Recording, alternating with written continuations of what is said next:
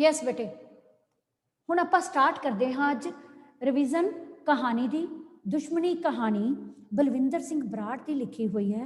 इस कहानी विच कहानीकार ने मनुखी रिश्तियां दे अंदर बिना किसी कारण पैदा हो जाने वाली कड़वाहट नूं पेश किया है और ये कहानी है जिहड़ी कुदरत नूं समर्पित है। इस कहानी विचले दो मुख पात्र हैं, एक है अर्चना चोपड़ा ते वंदना भाटिया। अर्चना चोपड़ा के पति का नाम है राहुल चोपड़ा और वंदना भाटिया के पति का नाम है संजीव भाटिया। यह शहरी जीवन नाल संबंध रखती कहानी है। सारा कहानी का दृश्य दिल्ली दे विच एक बस्ती है उत्थे वापरदा है, जिथे कि DDA दे फ्लैट बने हुए ने, जिन्हां विच के यह दोनों परिवार रह रहे हैं। अर्चना चोपड़ा ते वंदना भाटिया का परिवार रह रहे हैं। ये दोनों फ्लैटां विच रहन करके आपस विच इन्हां दा प्यार हो गया है। गूढ़ियां सहेलियां बन गई ने, पक्कियां सहेलियां, आपस विच एक दूजे के प्रति बहुत ही अच्छा व्यवहार हो गया है इन्हां दा। पर एक छोटी जी गलत फहमी एक पानी की टैंकी नूं लैके एक दूजे के प्रति नफरत करन लग पईयां, जिथे कि कहानी का एंड हुंदा है।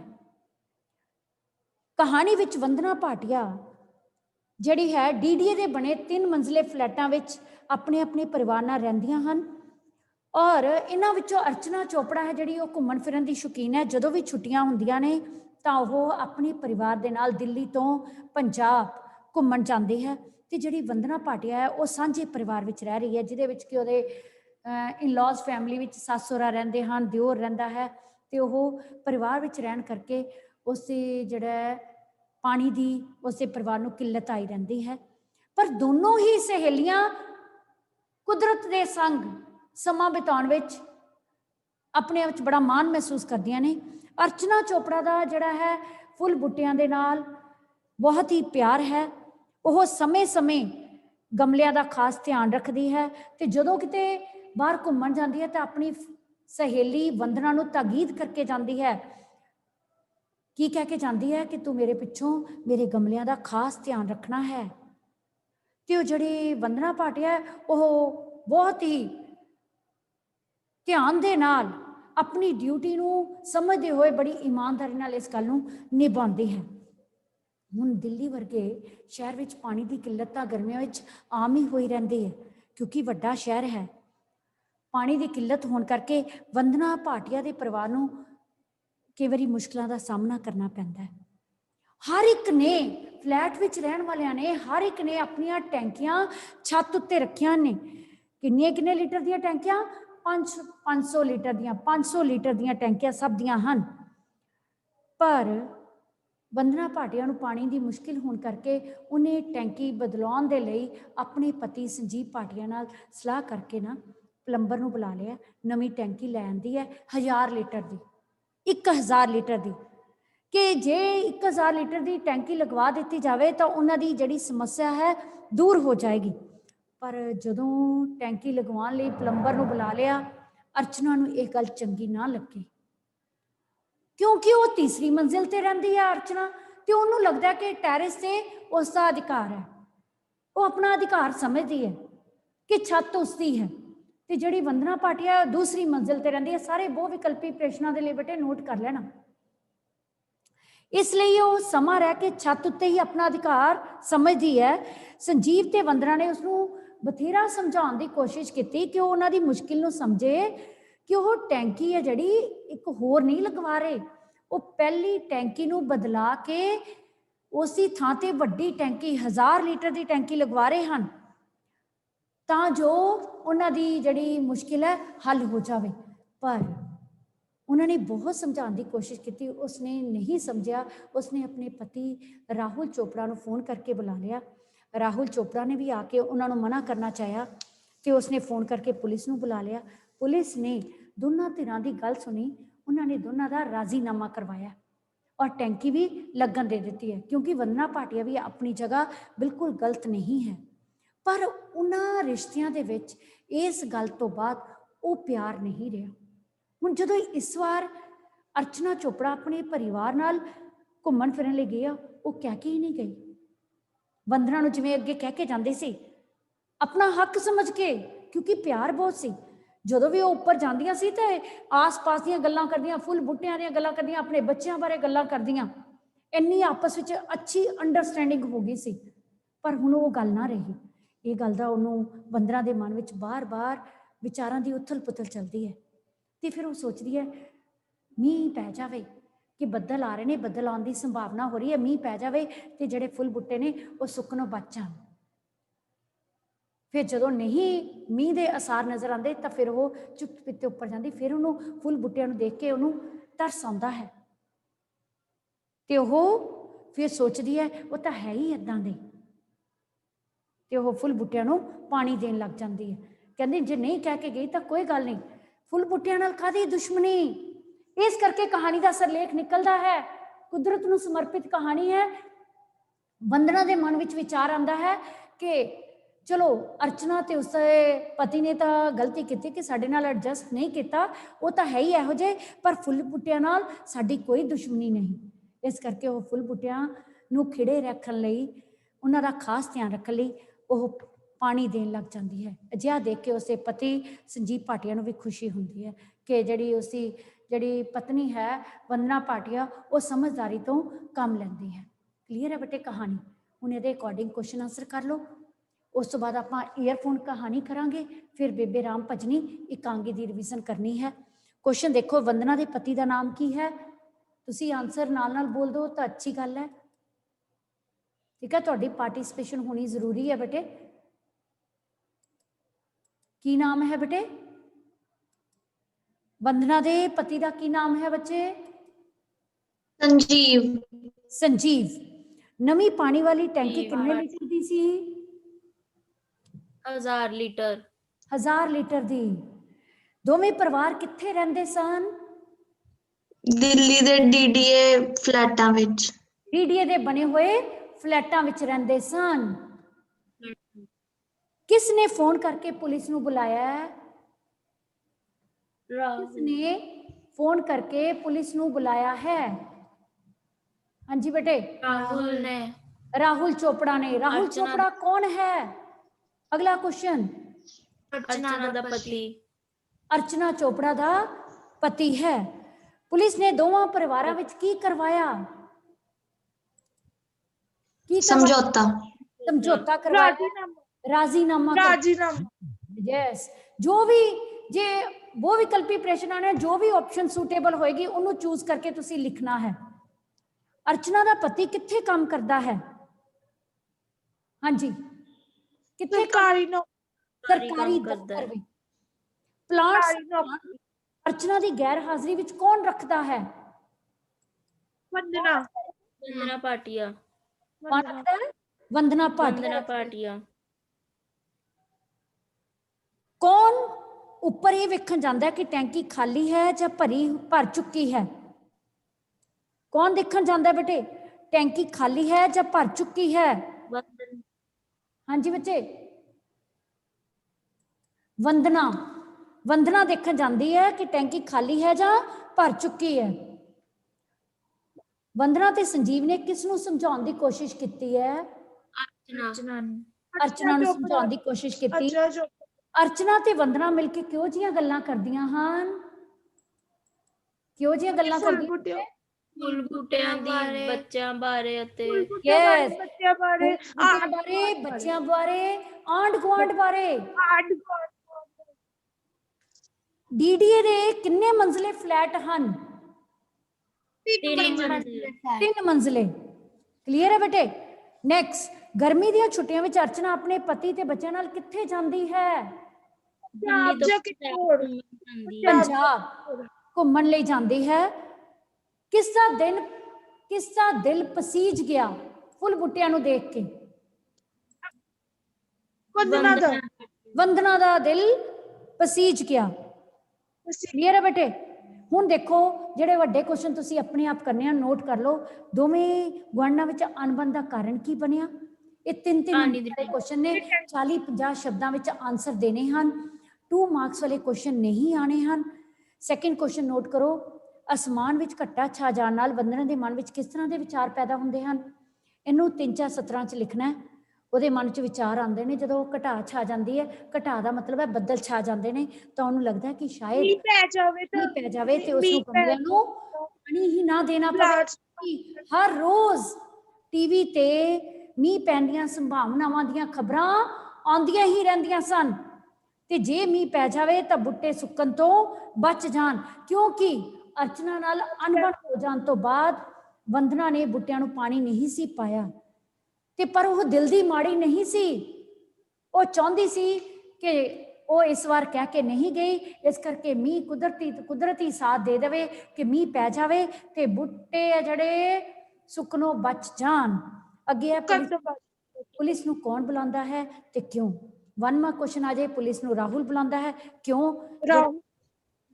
ਕਿਉਂਕਿ ਵੰਦਨਾ ਤੇ ਸੰਜੀਵ ਭਾਟੀਆ ਜਿਹੜੇ ਨੇ ਉਹ ਛੱਤ ਉੱਤੇ ਟੈਂਕੀ ਬਦਲਾਉਣੀ ਚਾਹੁੰਦੇ ਆ, 500 ਲੀਟਰ ਦੀ ਥਾਂ ਤੇ 1000 ਲੀਟਰ ਦੀ ਟੈਂਕੀ ਰੱਖਣਾ ਚਾਹੁੰਦੇ ਆ, ਪਰ ਜਿਹੜਾ ਅਰਚਨਾ ਹੈ ਉਸਨੇ ਉਹਨਾਂ ਨੂੰ ਟੈਂਕੀ ਲਗਾਉਣ ਤੋਂ ਮਨਾ ਕਰ ਦਿੱਤਾ ਤੇ ਆਪਣੇ ਪਤੀ ਨੂੰ ਬੁਲਾ ਲਿਆ,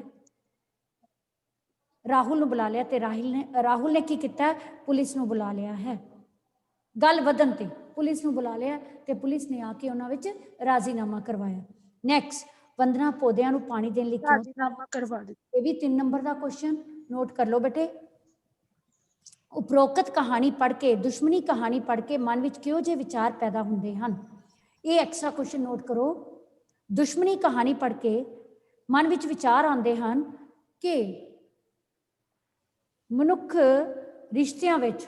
ਰਿਸ਼ਤਿਆਂ ਵਿੱਚ ਆਪਸੀ ਲੜਾਈਆਂ ਜਿਹੜੀਆਂ ਨੇ, ਆਪਸੀ ਝਗੜੇ, ਉਹ ਭਾਗੀਦਾਰ ਨਹੀਂ ਬਣਨੇ ਚਾਹੀਦੇ, ਕਿਉਂਕਿ ਵਾਤਾਵਰਣ ਦੀ ਸ਼ੁੱਧਤਾ ਦੇ ਲਈ, ਕੁਦਰਤ ਦੀ ਸਾਂਭ ਸੰਭਾਲ ਦੇ ਲਈ ਜਿਹੜੇ ਹੈ ਆਪਸੀ ਲੜਾਈ ਝਗੜੇ ਵਾਲੇ ਰਿਸ਼ਤੇ ਆ ਜਿਹੜੇ, ਜੇਕਰ ਉਹ ਵਿੱਚ ਅੜਚਨ ਪੈਦਾ ਕਰਨਗੇ ਤਾਂ ਕੁਦਰਤ ਦੀ ਸੰਭਾਲ ਨਹੀਂ ਕੀਤੀ ਜਾਏਗੀ, ਵਾਤਾਵਰਣ ਸ਼ੁੱਧ ਨਹੀਂ ਰਹੇਗਾ।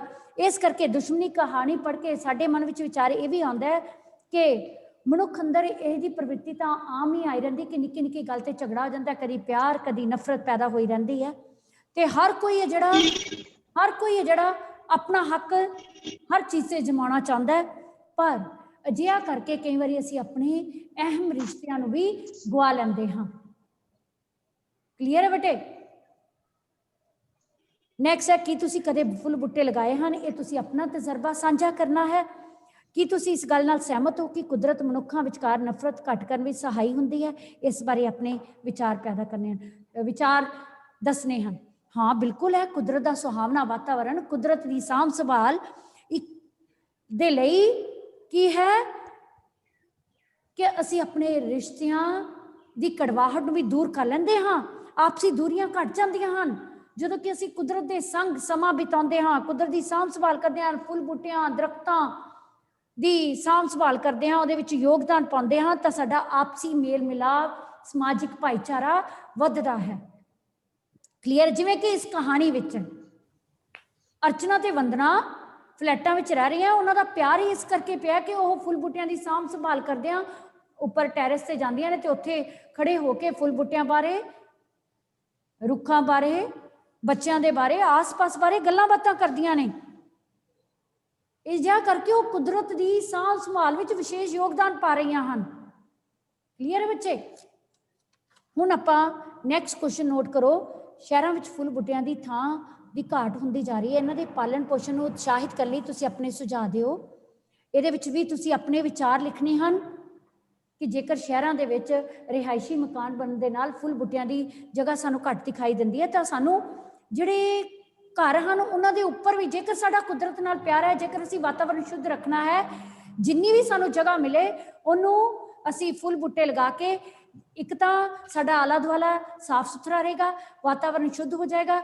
ਦੂਸਰਾ, ਘਰਾਂ ਦੀ ਸਜਾਵਟ, ਆਲੇ ਦੁਆਲੇ ਦੀ ਸਜਾਵਟ ਹੋਏਗੀ। ਜੇ ਜਗ੍ਹਾ ਨਾ ਮਿਲੇ, ਘਰਾਂ ਦੇ ਵਿੱਚ ਟੈਰਿਸ ਤੇ ਵੀ ਆਪਾਂ ਅਜਿਹਾ ਬਾਗ ਬਗੀਚੀ ਕਰ ਸਕਦੇ ਹਾਂ, ਫਿਰ ਉਸਦੀ ਸਾਂਭ ਸੰਭਾਲ ਕਰ ਸਕਦੇ ਹਾਂ।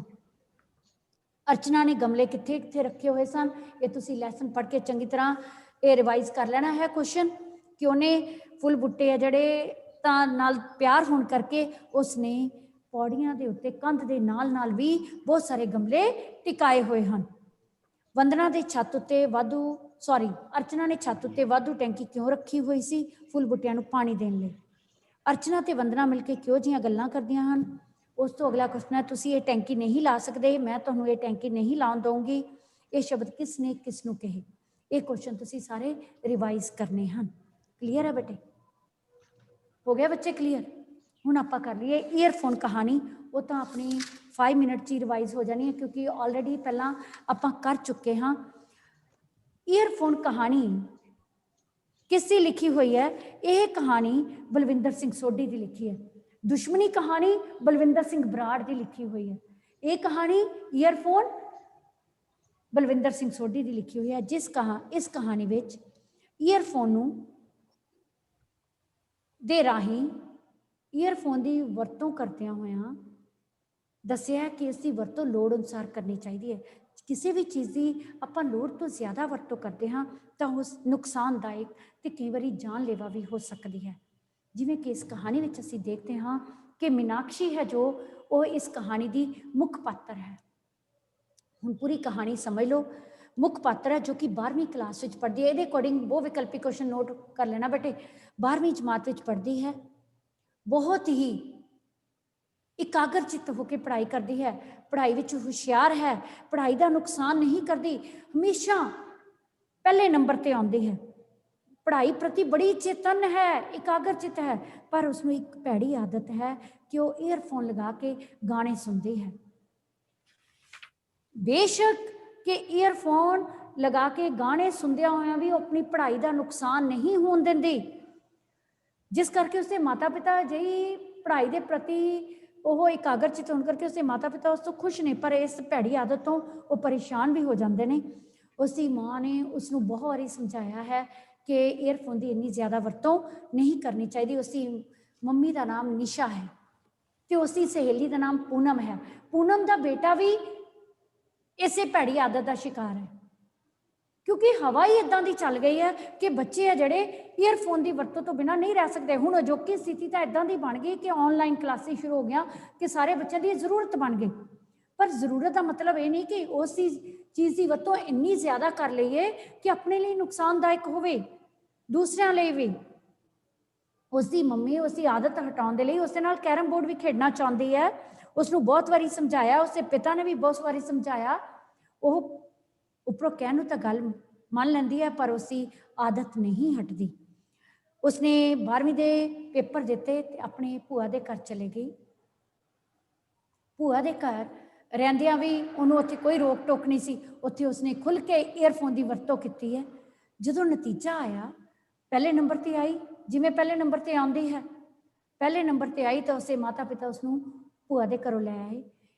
ਆਪਣੇ ਘਰ ਆ ਕੇ ਉਸਨੇ ਆਪਣੇ ਪਿਤਾ ਜੀ ਕੋਲੋਂ ਮੋਬਾਈਲ ਦੀ ਮੰਗ ਕੀਤੀ ਹੈ ਕਿ ਉਸਦਾ ਰਿਜ਼ਲਟ ਵਧੀਆ ਆਇਆ, ਤਾਂ ਉਹਨਾਂ ਨੇ ਇੱਕ ਪ੍ਰੋਮਿਸ ਇਹਦੇ ਨਾਲ ਇਹ ਤੋਂ ਕਰਵਾਇਆ ਕਿ ਉਹ ਈਅਰਫੋਨ ਦੀ ਘੱਟ ਵਰਤੋਂ ਕਰੇਗੀ। ਫਿਰ ਉਸਦਾ ਜਨਮ ਦਿਨ ਹੈ। ਇਸ ਵਾਰ ਉਸਨੇ ਜਨਮ ਦਿਨ ਦੀ ਪਲੈਨਿੰਗ ਕੀਤੀ ਹੈ ਕਿ ਉਸਨੇ ਆਪਣੇ ਸਹੇਲੀਆਂ ਦੇ ਨਾਲ ਆਪਣੇ ਘਰ ਜਨਮ ਦਿਨ ਸੈਲੀਬ੍ਰੇਟ ਕਰਨਾ ਹੈ। ਉਸ ਦੇ ਲਈ ਉਹ ਆਪਣੇ ਮਾਤਾ ਪਿਤਾ ਦੇ ਨਾਲ ਖਰੀਦਦਾਰੀ ਕਰਨ ਲਈ ਬਾਜ਼ਾਰ ਗਈ ਹੈ। ਆਪਣੇ ਮਾਤਾ ਪਿਤਾ ਨਾਲ ਕਾਰ ਦੇ ਵਿੱਚ ਗਈ ਹੈ। ਜਦੋਂ ਉਸਦੇ ਪਿਤਾ ਜੀ ਕਾਰ ਪਾਰਕਿੰਗ ਵਿੱਚ ਲਗਾ ਕੇ ਮਾਰਕੀਟ ਵੱਲ ਚੱਲ ਪਏ ਤੇ ਇਹ ਪਿੱਛੇ ਆਪਣੀ ਧੁਨ ਵਿੱਚ ਸਵਾਰ ਈਅਰਫੋਨ ਲਗਾ ਕੇ ਧੁਨ ਵਿੱਚ ਸਵਾਰ ਤੁਰੀ ਜਾ ਰਹੀ ਹੈ, ਤਾਂ ਇਸ ਦੀ ਟੱਕਰ ਕਿਸ ਦੇ ਨਾਲ ਹੋ ਗਈ ਬੇਟੇ? ਮੋਟਰਸਾਈਕਲ ਨਾਲ ਹੋ ਗਈ ਹੈ। ਇਸਨੂੰ ਪਤਾ ਹੀ ਨਹੀਂ ਲੱਗਿਆ, ਸੜਕ ਪਾਰ ਕਰਨ ਲੱਗਿਆ, ਮੋਟਰਸਾਈਕਲ ਨਾਲ ਸਿੱਧੀ ਟੱਕਰ ਹੋਈ, ਜਿਸ ਕਰਕੇ ਇਸ ਦੀ ਸੱਜੀ ਲੱਤ ਲੋਹੂ ਲੁਹਾਨ ਹੋ ਗਈ। ਉਸਦੇ ਮਾਤਾ ਪਿਤਾ ਨੂੰ ਕੁਝ ਸਮਝ ਹੀ ਨਹੀਂ ਸੀ ਆ ਰਹੀ। ਫਟਾਫਟ ਉਹਨਾਂ ਨੇ ਰਿਕਸ਼ਾ ਤੇ ਬਿਠਾਇਆ, ਪਾਰਕਿੰਗ ਤੱਕ ਲੈ ਕੇ ਆਏ, ਫਿਰ ਕਾਰ ਰਾਹੀਂ ਉਸਨੂੰ ਹਸਪਤਾਲ ਲੈ ਕੇ ਗਏ ਹੈ, ਜਿੱਥੇ ਪਤਾ ਚੱਲਿਆ ਕਿ ਉਸਦੀ ਲੱਤ ਦੀ ਹੱਡੀ ਟੁੱਟ ਚੁੱਕੀ ਹੈ। 3 ਮਹੀਨੇ ਦਾ ਪਲਸਤਰ ਲੱਗ ਗਿਆ। ਇਸ ਤੇ ਉਸਨੂੰ ਪਛਤਾਵਾ ਹੋਇਆ। ਹੁਣ ਆਪਣੀ ਗਲਤੀ ਰਿਅਲਾਈਜ਼ ਹੋਈ ਹੈ। ਉਸਨੇ ਆਪਣੇ ਮਾਤਾ ਪਿਤਾ ਤੋਂ ਮਾਫੀ ਮੰਗੀ ਹੈ ਕਿ ਉਹ ਈਅਰਫੋਨ ਦੀ ਜ਼ਿਆਦਾ ਵਰਤੋਂ ਕਰਨ ਕਰਕੇ ਹੀ ਹਾਦਸਾਗ੍ਰਸਤ ਹੋਈ ਹੈ। ਉਸਦੀ ਜਨਮ ਦਿਨ ਦੀ ਪਾਰਟੀ ਵੀ ਮਨਾਈ ਨਹੀਂ ਗਈ, ਸਾਰੀਆਂ ਖੁਸ਼ੀਆਂ ਵਿੱਚੇ ਰਹਿ ਗਈਆਂ। ਉਸਨੇ ਆਪਣੇ ਮਾਤਾ ਪਿਤਾ ਨਾਲ ਹੁਣ ਪੱਕੇ ਤੌਰ ਤੇ ਵਾਅਦਾ ਕੀਤਾ ਕਿ ਉਹ ਈਅਰਫੋਨ ਦੀ ਵਰਤੋਂ ਨਹੀਂ ਕਰੇਗੀ। ਔਰ ਉਸਨੇ ਹੁਣ ਅੱਗੋਂ ਆਪਣੀਆਂ ਸਹੇਲੀਆਂ ਨੂੰ, ਆਪਣੇ ਦੋਸਤਾਂ ਮਿੱਤਰਾਂ ਨੂੰ ਵੀ ਇਹੀ ਸੁਜੈਸਟ ਕੀਤਾ, ਐਡਵਾਈਸ ਕੀਤਾ, ਕਿ ਪ੍ਰੇਰਨਾ ਦਿੱਤੀ ਕਿ ਈਅਰਫੋਨ ਵਧੇਰੇ ਨਹੀਂ ਵਰਤਣਾ ਚਾਹੀਦਾ, ਲੋੜ ਅਨੁਸਾਰੀ ਇਸ ਦੀ ਵਰਤੋਂ ਕਰਨੀ ਚਾਹੀਦੀ ਹੈ। ਕਿਉਂਕਿ ਜੇਕਰ ਆਪਾਂ ਲੋੜ ਤੋਂ ਜ਼ਿਆਦਾ ਕਿਸੇ ਚੀਜ਼ ਦੀ ਵਰਤੋਂ ਕਰਦੇ ਹਾਂ ਤਾਂ ਉਹ ਹਾਨੀਕਾਰਕ ਸਿੱਧ ਹੁੰਦੀ ਹੈ। ਬੇਟੇ ਹੁਣ ਇਹਦੇ ਅਕੋਰਡਿੰਗ ਤੁਸੀਂ ਕੁਐਸਚਨ ਆਨਸਰ ਰਿਵਾਈਜ਼ ਕਰ ਲੈਣਾ, ਠੀਕ ਹੈ। ਕੱਲ ਆਪਾਂ ਇਕਾਂਗੀ ਕਰਾਂਗੇ, ਬੇਬੇ ਰਾਮ ਭਜਨੀ ਤੇ ਜੀਵਨੀਆਂ ਦੀ ਰਿਵੀਜ਼ਨ ਕਰਾਂਗੇ। ਕਲੀਅਰ ਹੈ ਬੇਟੇ? ਤੇ ਮੈਂ ਬਹੁ ਵਿਕਲਪਿਕ ਕੁਐਸਚਨਾਂ ਦੀ ਬੇਟੇ ਤੁਹਾਨੂੰ ਅਸਾਈਨਮੈਂਟ ਭੇਜਾਂਗੀ, ਤੁਸੀਂ ਸੋਲਵ ਕਰਨੀ ਹੈ। ਥੈਂਕ ਯੂ ਬੱਚੇ।